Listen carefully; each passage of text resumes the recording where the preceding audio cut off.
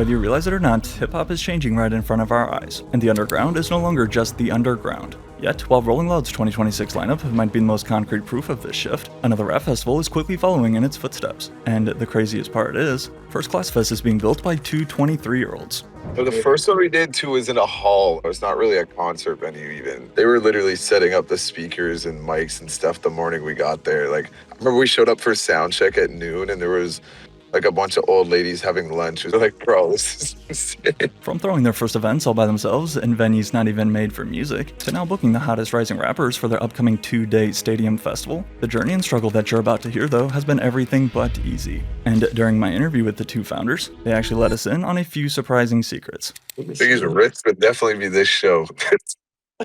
At the age of 23, most people today are either trying to figure out how to pay rent, get their degree, and finish school, or maybe survive their first real-world job. However, instead, Jake and Leo here are attempting to build rap's next major festival. Holy shit, who knew Canada had it like that? Look at this fucking lineup. I mean, is this not crazy? Is this not fucking crazy? Only the beginning, for real. Honestly, yeah, this is only the beginning. We want to do it bigger. Everyone that came. We love everyone that came. Thank you so much. We're gonna do it bigger and better every year. More cool artists, bigger stages, better crowds, everything. It's gonna be lit. Yeah, I'm Leo. I'm from Vancouver originally, but moved to Toronto in 2020. Went to school out there. That's what brought me out there at first. And I met Jake literally just randomly, like at a party. I moved around a lot from South Africa originally. Then I moved to Vancouver. After initially crossing paths at a college party, the chemistry was instantly there. But with that said, how did Jake and Leo go from two college buddies to now booking Lucky, Osama-san, and Netsben to headline their stadium rap festival? Like, where are they getting all this money? And more importantly, do they even have any industry experience? Well, prior to linking up, Leo had been working strictly on the marketing side for a few small artists in Toronto, while for Jake, who was trying everything he could think of, including his own clothing brand, being around music is what stuck. And soon, without even realizing it, Jake's most successful business venture was about to be born. I started doing these random one-off shows all over the US. Then when Canada finally opened, I came back and I did a Young Tory like college tour. Young Tory's like he was a big rapper out here from Toronto. I met Leo like a week before that shit and he just came on the tour with me. Despite right in the middle of Leo's college exam season, he still said yes and hit the road with Jake, who was managing Young Tory's college tour at the time. However, while it was these early shows that taught him the business, Jake also used to work at a local studio in 2022. And one random night, Jake's studio gig changed their lives forever. I was managing a studio at the time. There was a guy there who had some bread. He was like an investor. He saw all these little shows that we were doing and like this college tour or whatever. So he came to us and he was like, I have this money. Could you guys help me throw this festival idea that I have? We came to him and we were like, yeah, we'll help you with this festival if you help start our festival as well. So we basically did two festivals, his festival and our festival. As a fan of their work and having taken note of those early concerts they'd been hosting, following this lucky encounter at his studio, Jake and Leo would indeed help this guy put on his small Canadian music festival in exchange for an undisclosed investment into their own. Thus, with their first investment secured, First Class Festival was officially born. It was really anyone we could like hit up and they would answer. We didn't know anyone about booking agents or... Oh yeah, it's these like high school kids essentially that are making music in their bedroom that these people don't even know about. 4 years ago, back when Jake and Leo started, they were everything but experts, essentially learning through each show and each mistake. Many lessons were about to come the hard way about building a festival people actually want to show up for, and also that artists will want to play, like Netsben. However, before I would ask them how much does it cost to book these popular artists today, headlined by underground names Uno the Activist, DC the Don, and Big Baby Gucci, in 2022, the first ever First Class Fest was held at Parkdale Hall in Toronto. Especially back then, Parkdale Hall was far from a music venue, and again had old ladies gathering there for lunch when they showed up for soundcheck. Yet, still able to draw in nearly 500 fans, if you ask Jake and Leo, this first event was a success. That is, despite all of the chaos that went down behind the scenes. We had like panic attacks like the day of. I remember Leo like couldn't breathe, like it was hectic. And there was so much crazy shit that happened. Like I went to go pick up Gucci from the airport and he got held up by customs. I was just sitting at the airport for like hours, like it was fucked. One of the openers punched a hole in the green room. But honestly, it's funny because I feel like we talk about that festival a lot and how crazy and hectic it was for me and Jake on the back end. But anyone we've met that was actually there, like you wouldn't have been able to tell there was issues, you know, if you were in the stands. Regardless of their lack of festival experience, with Jake drafting up some contracts he found online, and then spam inviting everyone they could think of to buy tickets, like as both Jake and Leo told me. For anyone out there watching who wants to start throwing your own show, you have to be willing to try everything to promote it. everything you can think of. Like we were like hitting up Marketing, yeah. frats. Like we were hitting up all the uni frats just to like bring all the frat people. We were like walking up and down the streets with flyers. Like Anyone that's doing anything creative, we're like pull up and then just tell your people about it. I was doing tattoos. I mean, one thing we did for our first festivals, we had a lot of the artists like do a little selfie video, just be like, yo, performing at First Class Fest, you know, August 28th, pop out. That way people are like, okay, that obviously is like the most legitimate cosign you can get. I'm saying that's gonna cost you some bread, but it means that they're gonna promote it. Like you got to do stuff like that when you're starting for sure. Whatever it took to put people in the crowd, they tried it, even if that meant all the local frat kids. Yet, following this initial event, which was really more of a learning experience than anything, next, First Class Fest would then decide to move to Montreal in 2023. But again, due to their extremely young age, and especially back then, lack of established reputation in the concert business, this led to countless unexpected challenges. But that venue is insane too. Like we found it on Reddit. It was run by like this old guy named Ricardo, like grumpy guy, who like would give us a price and then 2 weeks later like would add another 1,000 and built the stage too. Like built the stage. Morning of swept the venue. Like it's kind of hard, you know, when you've done like 2 shows as like a 20-year-old to reach out to a legitimate venue and be like, yo, we have 2 shows under our belt. Like, can we book your spot? You know, so it took us so long to build, I guess, somewhat of a reputation to be able to get into those rooms. Like you can probably imagine that being in your young 20s and trying to convince higher-ups to take you seriously comes with its own set of problems every time. However, these two weren't going to take no for an answer. And in a significant step to help them get into those rooms, it was another connection made by Jake behind the scenes in late 2023 that proved to be the push they needed to take their festival to the next level.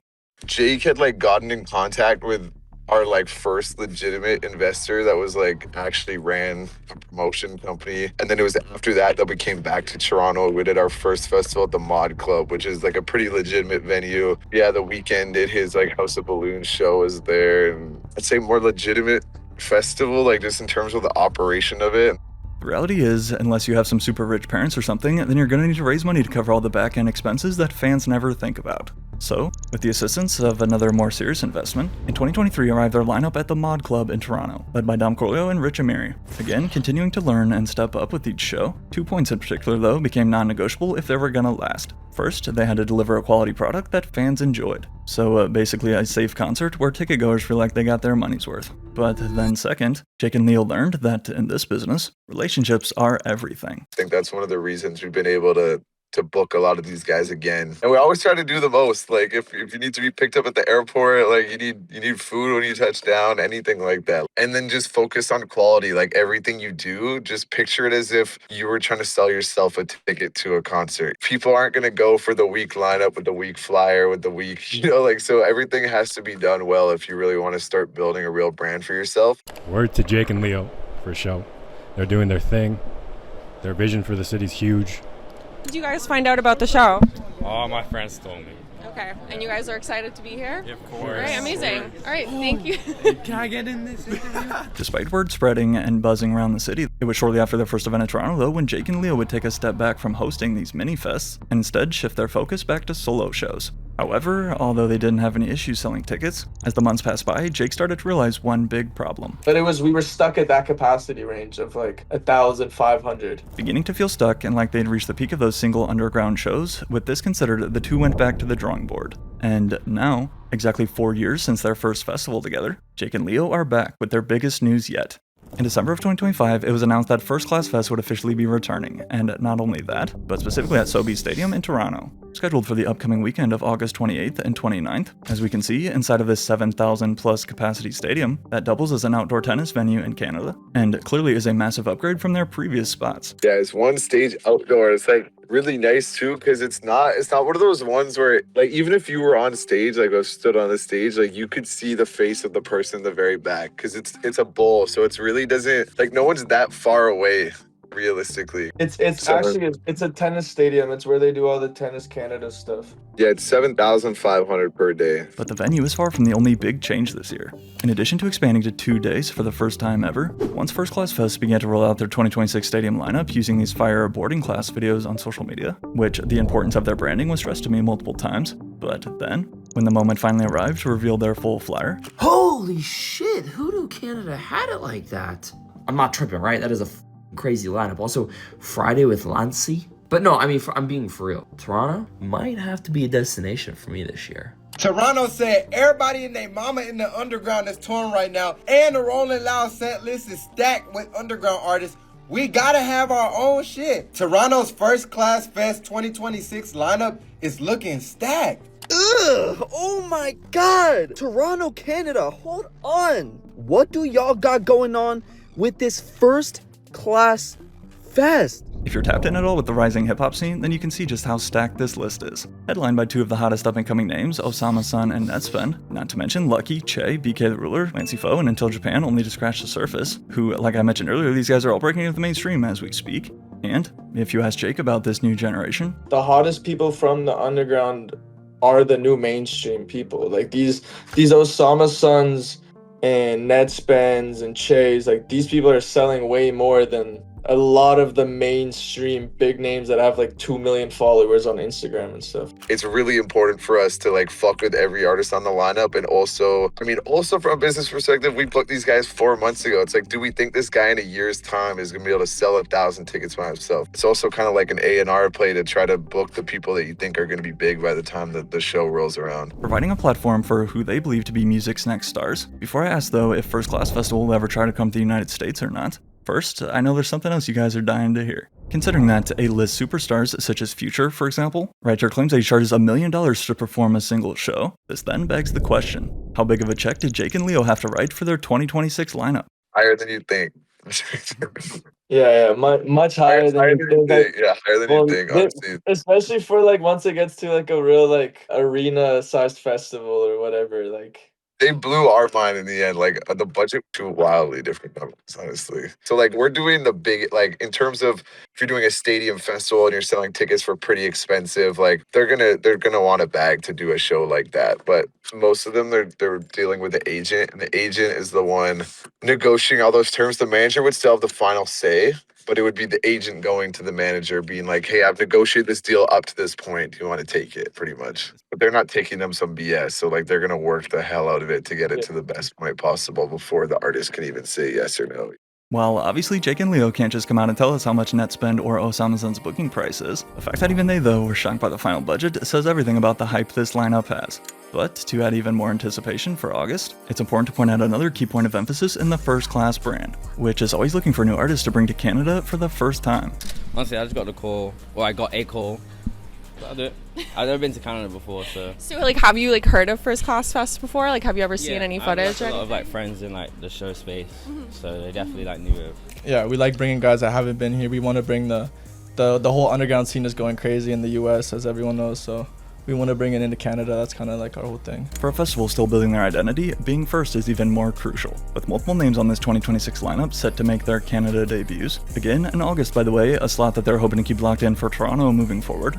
Yet, when it comes to their lineup poster here, of course drawn in the usual airplane theme, while in my opinion the artwork turned out super fire, a lot of fans have no idea the work that goes into this. This flyer specifically, we probably worked on this for months. This specific design. Shout out to Simon. He hand illustrated all those characters on there. You know, like in these contracts, they need approval rights on the artwork before it goes live. So you can imagine, like, for them, when they get the flyer, they're zooming in on their face, zooming in on everything, like every little detail. We gave Lucky a double cup, and then his team's like, no double cup. So he had to redraw his hand and remove that. He can't be smoking. He should be smoking.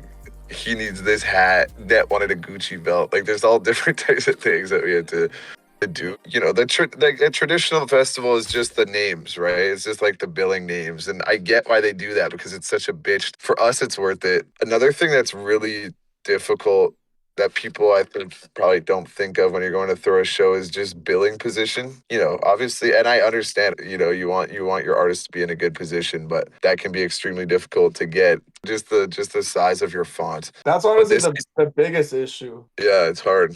No one wants to headline over each other. That right there is the most underrated headache, not just for First Class, but for every music festival in the world. From Coachella to EDC to Lollapalooza. Although maybe a little worse, I suppose, given its rappers and their giant egos. But even for Rolling Loud and their flyers each year that just list out the performers by name. As their co-founder, Tarek, here says, even Rolling Loud is faced with this same struggle. I can only have 3 headliners. You know, the real headliner, like closing the main stage, there can only be 3 of them. From a money perspective, but also from an ego perspective, from a status perspective, like everybody wants to be on the top now. Like Rolling Loud is they're the GOATs who we admire, like, but I also have seen naysayers in their comments like, why did you book my guy? You know, or like, dude, like it's so hard to appeal to everyone, you know? Like Leo agrees, in the festival business, it's damn near impossible to please everybody. However, while I already made an entire video about Rolling Loud and their decision to shift underground, when asked if First Class will ever shift into booking more mainstream talent as they continue to grow, well, their response was the same as potentially expanding into the US. That is, when the time is right. We've always like been asked that, and our answer is always like, when it's time, we want to like take over Canada first and like develop and grow here. But then yeah, once we've done the Toronto show, we have that every year, you know, then maybe it's time.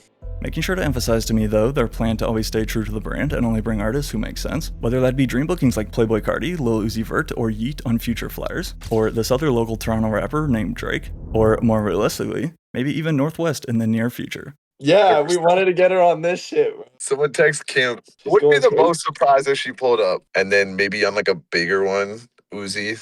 I was gonna say Uzi. Uzi would be fire. I want Drake to pull up, even though he won't. Drake pull up, Iceman.